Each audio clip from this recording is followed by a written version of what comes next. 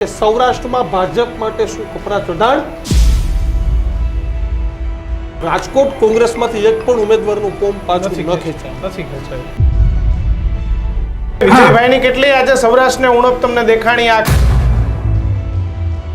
પહેલી વખત કોઈ બી ચૂંટણીમાં 7% બેઠકો આ રીતે બિનહરીફ થયો કિસ્સો છે. કોંગ્રેસ જેટલા પ્રમાણમાં કહી રહ્યું છે એટલું નહીં હોય, પણ એવું છે ખરું. હા, એટલું કહું એમાં લોકશાહીનું હનન થયું. 7% જેટલી બેઠકો બિનહરીફ કરવામાં આવી છે, એટલે સામે કોઈ ઉમેદવાર જ નથી.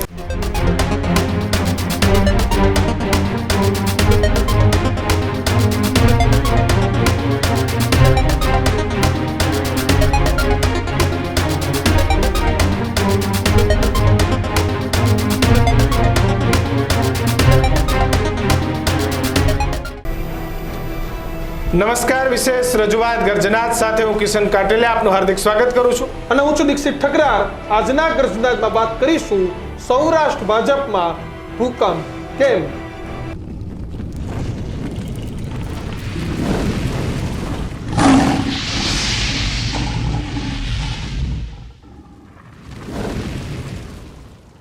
સૌરાષ્ટ્રની અંદર કોંગ્રેસની પરિસ્થિતિ જે હોય છે, આમ આદમી પાર્ટીની પરિસ્થિતિ જે હોય છે, પરંતુ ભારતીય જનતા પાર્ટીમાં જે રીતે ટિકિટો કપાય, ખાસ કરીને રાજકોટ, પોરબંદર, ભાવનગર, અમરેલી, આ બધી જ જગ્યાએ જે જિલ્લાઓ તાલુકાની અંદર જે ટિકિટો કાપવામાં આવી, એ ટિકિટો કપાતા સૌરાષ્ટ્રને એ પરિસ્થિતિનો સામનો કરવો પડી રહ્યો છે કે ભાજપમાં જ આજ ક્યાંક સૌથી વધારે તકલીફો ભાજપ પોતે કરી રહ્યું છે. ભાજપે પોતાના નિયમો પ્રમાણે ટિકિટ કાપી, પરંતુ ભાજપે ત્યાંના જે સ્થાનિક નેતાઓ છે તેમની જે રીતે સેન્સ પ્રમાણે ટિકિટો ન આપતા આજે રાજકોટમાં પણ પરિસ્થિતિ ખરાબ છે.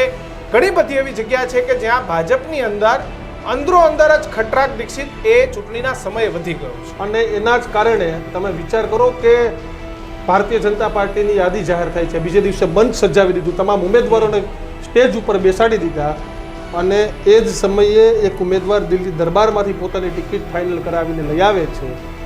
પહેલી વખત એવું બન્યું કે ભાજપમાં રીતે યાદી બદલાઈ ગઈ, અને એ પણ કોર્પોરેશનમાં.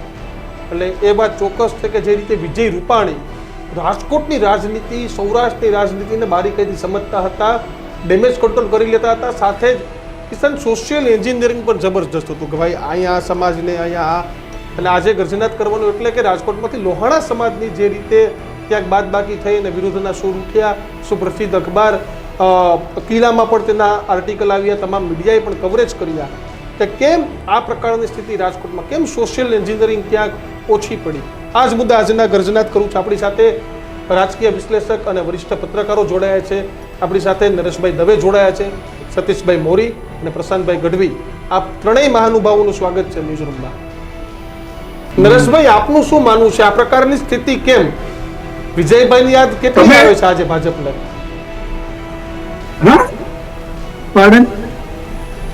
નરેશભાઈ, વિજયભાઈની કેટલી આજે સૌરાષ્ટ્રને ઉણપ તમને દેખાણી? આખી જે ટિકિટોની જે વાત થઈ, જે ચર્ચાઓ થઈ, ક્યાંક હજી પણ થોડો ઘણો ખટરાક? ના, એ વાત સાચી છે. એક રાજકીય નેતા તરીકે વિજયભાઈએ જે સૌરાષ્ટ્રમાં અને ખાસ કરીને રાજકોટની અંદર જેમણે પોતાનું સ્થાન બનાવ્યું એ જોતા એમની ખોટ ચાલે એકદમ સ્વાભાવિક વાત છે. અને અત્યારે તમે એક શબ્દ હમણાં વાપર્યો, સોશિયલ એન્જિનિયરિંગ, જે ભાજપે ચલણમાં મૂકેલો એક શબ્દ હતો કે ભાઈ પહેલા સામાજિક સમરસતા અને પછી સોશિયલ એન્જિનિયરિંગ ની જે શબ્દ હતો, એ શબ્દ ને ઘણે અંશે એમણે પણ ઉપયોગમાં લઈને એને ફિલ્ડમાં વહેતો કર્યો હતો. પણ મારું એ કહેવું છે કે આજની જે ચૂંટણી છે, અત્યારે સ્થાનિક સ્વરાજ્યની જે ચૂંટણી છે, એ ચૂંટણીમાં અત્યારે સોશિયલ સમરાંગણ મચી ગયું છે. હવે એન્જિનિયરિંગ ની વાત નથી, સમરાંગણ ની વાત છે. તમે કે કહ્યું, તમે માત્ર આપણે અત્યારે સૌરાષ્ટ્રની વાત કરીએ કે સૌરાષ્ટ્રમાં અસંતોષની વાત જે છે, એ સૌરાષ્ટ્રમાં અસંતોષ છે જ, એન્ટી ઇન્કમ્બન્સી છે. ને હું તો એવું માની રહ્યો છું કે એન્ટી ઇન્કમ્બન્સી હોવાને કારણે જ ભાજપે પહેલેથી જ કેટલી તાલુકા પંચાયત, જિલ્લા પંચાયતો એ પોતાની નગરપાલિકા કબજે કરી શકાય એ માટેના પ્રયાસો એમણે કર્યા છે. એટલા માટે એન્ટી ઇન્કમ્બન્સી છે જ. તમે અત્યારે જુઓ તો ત્યાં પ્રદેશ પ્રમુખ છે એ સંકલ્પ યાત્રા તો બરોબર છે, પણ એ સિવાય ડેમેજ કંટ્રોલ માટે એમને જવું પડ્યું અને પહોંચવું પડ્યું. એટલે ભાજપ માટેની સ્થિતિ કેવી છે કે ભાઈ જેટલું લણાય એટલું લણી લો, પછી લડી લેશું. એટલા માટે કે આ સ્થિતિએ તમે ઉમેદવારી પત્ર પાછા ખેંચવા દિવસ સુધીમાં જે પણ કરવું હશે આપણે કરી શકીશું. એમાં સામ દામ દંડ ભેદ નો લોક જે કઈ છે આપ કહો છો એ બધું જ એમાં આવી જાય છે. અને ભાજપમાં ગયા વખતે 261, 62 કે 72 એવી જે બિનહરીફ થઈ હતી એની સામે આ વખતે ડબલ થી ઉપર થઈ છે. એનું કારણ શું છે? એનું કારણ એક જ છે કે આ વખતે ભાજપમાં સંગઠનમાં જિલ્લા કક્ષાએ તમામને છૂટો દોર આપવામાં આવ્યો છે. તમે હું એટલું કહું જી હું એટલું કહું કે ભાજપના પૂર્વ પ્રમુખ હતા એમની કાર્ય પદ્ધતિ અલગ હતી, અત્યારના પ્રદેશ પ્રમુખ છે એમની કાર્ય પદ્ધતિ અલગ છે. હું તમને એક નાનકડું એવું એક્ઝામ્પલ આપીને મારી વાતને સમજાવું કે માની લો કે પૂર્વ પ્રમુખની સ્થિતિએ જો કોઈ જિલ્લા પ્રમુખે કોઈ ધારાસભ્ય સંસદ સભ્યએ કોઈ ઓપરેશન પાર પાડવું હોય તો એને સૌથી પહેલા એ બીક લાગે કે આ ગમશે કે નહીં ગમે. બરાબર છે પ્રદેશ પ્રમુખને, અને નહીં ગમે તો જાહેરમાં એનો ક્લાસ લઈ પણ લેવામાં આવે. આપણે જોયું છે ને કેટલા બધાના ક્લાસ જાહેરમાં લેવાઈ ગયા છે તમે, અને પોતાનો મત સામેવાળાને ગમે કે ન ગમે એ વ્યક્ત કરી અને એને ચૂપ કરી શકે એ સ્થિતિ હતી. આજે અલગ છે. આજે વિશ્વકર્મા કે છે બરોબર છે એ CR પાટીલ કરતા એક અલગ જ વ્યક્તિત્વ ધરાવે છે. આજે કાર્યકરના ખભે હાથ મૂકીને નેતાના ખભે હાથ મૂકીની વાત કરી શકે એમ છે. એટલે મને એવું લાગે છે કે કડીમાં જે રીતે આખી પંચાયત નગરપાલિકાઓ તમે કબજે કરી લીધી એનેથી ઇન્સ્પાયર થઈને બાકીના બધા જિલ્લાના પ્રમુખો ધારાસભ્યોને એવો સિગ્નલ મળી ગયો કે તમે આ કરી શકો છો ને તમે કરો, અને એ સ્પર્ધા જામી, એ સ્પર્ધા અહીંયા પહોંચી. હા એટલું કહું એમાં લોકશાહીનું હનન થયું એ સ્પષ્ટ વાત છે. આ બધું કરવામાં સમરસતા સુધીની વાત બરોબર છે, પણ એમાં સામ દામ દંડ ભેદ જે કઈ વિડીયો ક્લિપો ફરી રહ્યા છે કોંગ્રેસ જેટલા પ્રમાણમાં કહી રહ્યું છે એટલું નહીં હોય પણ એવું છે ખરું, અને એના માટે કોંગ્રેસ જવાબદાર છે. આપણે કયા ખોટું થયું છે એ ખોટું કહેવાનું એક પત્રકાર તરીકે હું માનું છું એટલે કહું છું. કેટલાક કિસ્સાની અંદર મહિલાઓની બેઠકોના મામલે એ બધું થઈ ગયું છે. એટલે આ વખતની ચૂંટણી એ પહેલી ચૂંટણી એવી છે કે જેમાં સ્થાનિક કક્ષાએ જે સમરસતા હોય એ સમરસતાની જગ્યાએ અગ્રણીઓ સામસામે આવી ગયા હોય, બિનહરીફ બનાવવા માટે, પાછું ખેંચવા માટે આ બધી સ્થિતિ થઈ ગઈ. હજી એક મુદ્દો છે, મને એવું લાગે છે કે આગળ ચર્ચામાં હું એક મુદ્દાને હું મૂકીશ. બિલકુલ, પણ સ્થિતિ એવી છે મોરી સાહેબ કે ડેમેજ કંટ્રોલ કરવા માટે ભાજપે આજે ચૂંટણી પંચમાં એક સ્ટાર પ્રચારકોની યાદી પણ જાહેર કરી. એટલે તૈયારીઓ જૂની હશે, અમારા હાથે આજે યાદી આવી છે.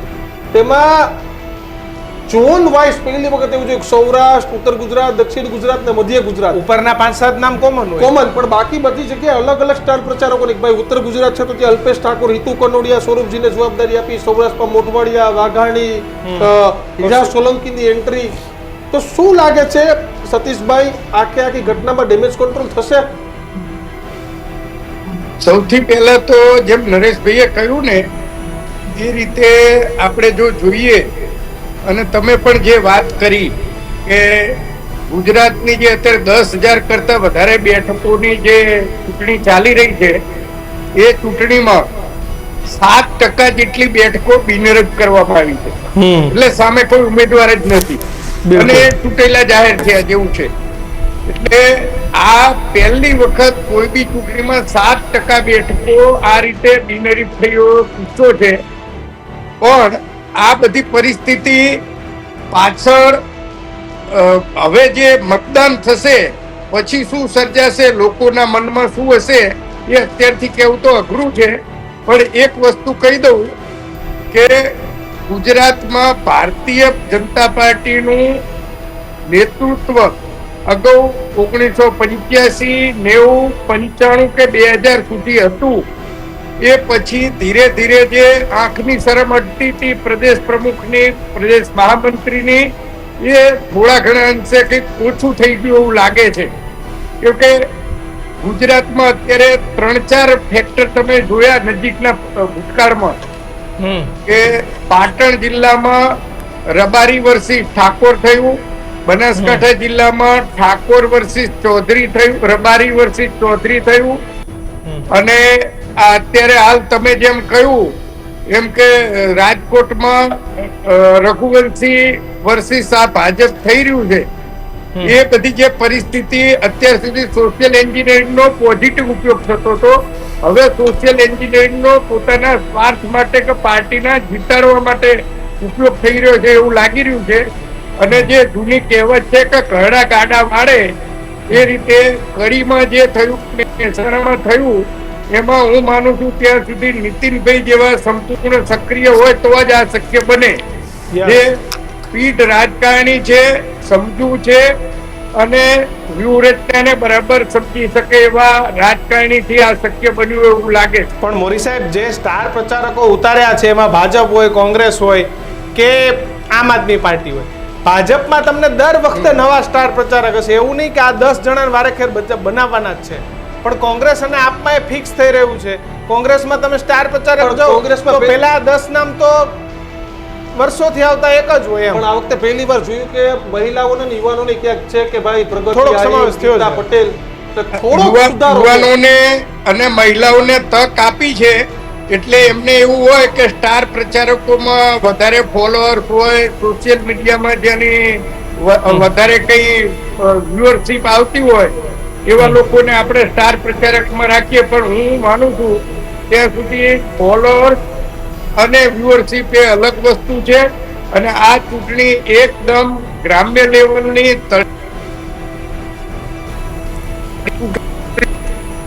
ગ્રામ્ય લેવલ અને તળિયાની ચૂંટણી હોય. લોકલ પ્રશ્નો જ મહત્વના રહેવાના છે. ત્યાં વધારે ફોલોઅર્સ કે વ્યુઅર્સ વાળાનું કામ નથી. જેના વ્યક્તિગત કનેક્ટિવિટી વધારે હશે સ્થાનિક દ્રષ્ટિએ, એ લોકો જ જીતવાના છે. એટલે સ્ટાર પ્રચારકોથી આ ચૂંટણી જીતાય એવું કોઈ માનતું હોય તો હું માનતો નથી કે એની એટલી ઇફેક્ટ આવે. નરેશભાઈ, તમને શું લાગે છે આખી ઘટનામાં? તમે જે આગળ તમારો વિષય સમજાવતા હતા, ખરેખર આ વખતે જે લોકોની ક્યાંક બાદબાકી થઈ છે એને સમજાવવામાં આવશે, અથવા તો એ લોકો સરવાળે ક્યાંક પોતાની હાજરી પુરાવામાં સફળ થશે? કેવી સ્થિતિ બેઝિકલી થઈ રહી છે? કારણ કે ભાજપ 1, 2, 3 થઈ ગયું, કોંગ્રેસમાં આવેલા જૂના ભાજપના નવી કેડર, આ તમામની વચ્ચે મેનેજ કરવું થોડુંક અઘરું અને 30% એન્ટી ઇન્કમ બનશે. આ બધા જ મુદ્દાઓ ભેગા છે. પહેલા તો સ્ટાર પ્રચારકના મામલે હું એક નાનકડો એવું વાત કરવા માંગુ છું કે સ્ટાર પ્રચારકની આ સ્થાનિક સ્વરાજ્યની ચૂંટણીમાં યાદી છે ને માત્ર કાગળ પરની છે. હું એટલા માટે કાગળ પર કહી રહ્યો છું કે જેમ જેમ ચૂંટણી નાની થતી જાય ને, જેમ વિસ્તાર નાનો થતો જાય ને, એમ સ્થાનિક પ્રશ્નો વધતા જાય અને સ્થાનિક પ્રશ્નો જ અસર કરે. અત્યારે તમે મને કહો 370ની રામ મંદિર, કોઈ કશું જ નહીં, કોઈ એવી વાતો આવે નહીં. સ્ટાર પ્રચારકો આ બધી વાતો કરવાની હોય, બરોબર છે? એટલે આમાં સ્ટાર પ્રચારક તો પેલી એક સિસ્ટમના ભાગરૂપે એક લિસ્ટ મૂકી દીધું છે, એમાંના કેટલાક પહોંચી નથી વળવાના. હા, એટલું ખરું કે આ સ્ટાર પ્રચારકોને કહ્યું હોય તમારું ચાલતું હોય ત્યાં 2 ફોન કરીને 2 જણાને ખખડાવીને બાજુ મૂકી દેજો. એમને કઈ બીજો પ્રચાર કરવાનો રહેતો નથી. એટલે સ્ટાર પ્રચારક વાળી વાતમાં મને એવું લાગે છે કે એમાં ગમે તે નામો આવે કે ન મૂક્યા હોય. કે હું તમને કહું કે સ્થાનિક જે મુદ્દાઓ છે, આજે હું તમને કહું સૌરાષ્ટ્રમાં એવા કેટલા ગામો છે કે જેની અંદર 15 દિવસે પાણી આવે. હું તમને કેટલા એવા ગામો બતાવું કે જ્યાં રોડના પ્રશ્નો છે. ઉત્તર ગુજરાતની અંદર તાલુકા જિલ્લા પંચાયત જિલ્લા નવા બન્યા તો એમાં સીમાંકનમાં ગામને સમાવવાના પ્રશ્નો છે. અને આ નાના નાના પ્રશ્નો છે. હું તમને કહું તાલુકા કક્ષાએ 2 ગામોને આ તાલુકામાં નાખવા કે આ તાલુકામાં રાખવા, અને એ એક નાની એવી અસર બીજી 5 ગામોમાં પડે ને 5 ગામોમાં પડે એટલે એક સીટ જતી રહે. એટલે અત્યારે ડેમેજ કંટ્રોલ એ લોકોએ એ કરવાનું છે કે સ્થાનિક કક્ષાએ તમારા જે નેતા છે એ 5 ગામના લોકોને સમજાવે. તું સમજાવો, પેલો ના પાડે કે ના તમે મેં કહ્યું છે ને ટિકિટ ના આપી તો હું કેવી રીતે આમાં સમજાવું. એટલે એક આ ડેમેજ કંટ્રોલ કરવાનું છે. બીજું જે તમે કહ્યું કે ભાઈ કોંગ્રેસમાંથી આયાત થયેલા, તો કોંગ્રેસમાંથી આયાત થયેલા ઘણા બધા છે. મને એક મિત્રએ કહ્યું મને કે હવે તો કોંગ્રેસી છે એ જેમ દૂધમાં સાકર ભળી જાય એવી રીતે બધા ભળી ગયા છે. એટલે મેં એમને કહ્યું કે દૂધમાં સાકર ભળી જાય ત્યાં સુધીની સાકર બરોબર છે, પણ હવે મને એવું લાગે છે કે સાકર બહુ વધારે થઈ ગઈ છે અને ખરી સાકર થઈ ગઈ છે, અને જો આવું ને આવી સ્થિતિ રહેશે દૂધ ફાટી બી જાય કાલ સવારે. એ રીતનો એકદમ અસંતોષ પાયા લેવલે છે. પણ એક ભાજપનો પ્લસ પોઈન્ટ એ છે કે ત્યાં કેડર બેઝ પાર્ટી છે. 5 જણા આવીને એને સમજાવશે કે તારું જોઈશું અને કંઈક સમાવીશું એવું કરે છે તો એ સીધો બહાર નહીં છે. જેમ કે કોંગ્રેસમાં ટિકિટ ન મળી તો ભાજપમાં જોડાઈ જાય, આપ વાળાને કશું ન થયું તો ભાજપમાં જોડાઈ જાય. ભાજપમાં આ જે બનવાની ઘટના જે છે ઓછી છે, એટલે આપણને નીચે ઉપર તો જરૂર દેખાય પણ બહાર ન દેખાય. ને તમને હું એ જ કહી રહ્યો છું કે એન્ટી ઇન્કમ્બન્સી ભાજપે જોઈ ગયા છે, એટલા માટે તો એમણે સૌથી વધુ બિનહરીફ થવા માટેનો સૌથી પહેલો પ્રયાસ કર્યો. એટલે એ રીતે જ કોંગ્રેસને દાબી દીધી છે. અને હજી આગળ ચૂંટાયા પછી કોંગ્રેસના ચૂંટાયેલા ઉમેદવારો જે છે એ શું કરશે તમને મને ક્યાં ખબર છે? ભૂતકાળ તપાસી લઈએ શું થશે, આપણે જાણો છો. એ તો શું કરશો તમે? એટલે કોંગ્રેસ માટે શું થયું કે માહોલ જ એવો ઉભો થયો કે લડત આપવાની બદલે બચાવની સ્થિતિમાં આવી ગયા. જે વિપક્ષનું કામ લડતનું છે એની બદલે બચાવની સ્થિતિમાં એ આવી ગયા. છતાં પણ હું તમને કહું કે આ પહેલી એવી ચૂંટણી છે કે ભાજપ માટે પોતાના કેડરના નીચેના જે કાર્યકરો છે એ કાર્યકરોને અસંતોષ વધ્યો છે એકબીજાને. જે સાથે બેસીને કહીએ ને આપણે રાજકોટની ભાષામાં ગાંઠિયા જે જોડે ખાતા હોય ને, એ એકાદ સીટની બાબતે 2 જણા માનસિક રીતે સામસામે હોઈ શકે, ભલે જોડે બેસીને ચા પાણી નાસ્તો કરતા હોય. એવી સ્થિતિ આ સર્જાઈ છે. એટલે ભાજપે ડેમેજ કંટ્રોલ કરવું પડ્યું છે, એને કર્યું છે. હવે કોંગ્રેસ કેટલું જોર કરે છે એના ઉપર ભાજપની ટિકિટ બેઠકો ઓછી નથી થવાની, પ્રજાની નારાજગી કેટલી છે એના પર ઓછી થવાની. વિપક્ષ લડત આપશે તો મુશ્કેલીમાં ભાજપ મુકાશે એવું નથી. સમસ્યાઓને ઉકેલવામાં, એને એટેન્ડ કરવામાં, એને કેવી રીતે ઉકેલવાની ખાતરી આપ્યા પછી શું કરશે એના ઉપર આ બેઠકો કેટલી મળશે એનો આધાર છે, મારું એવું માનવું છે. મોરી સાહેબ, આપનું શું માનવું છે?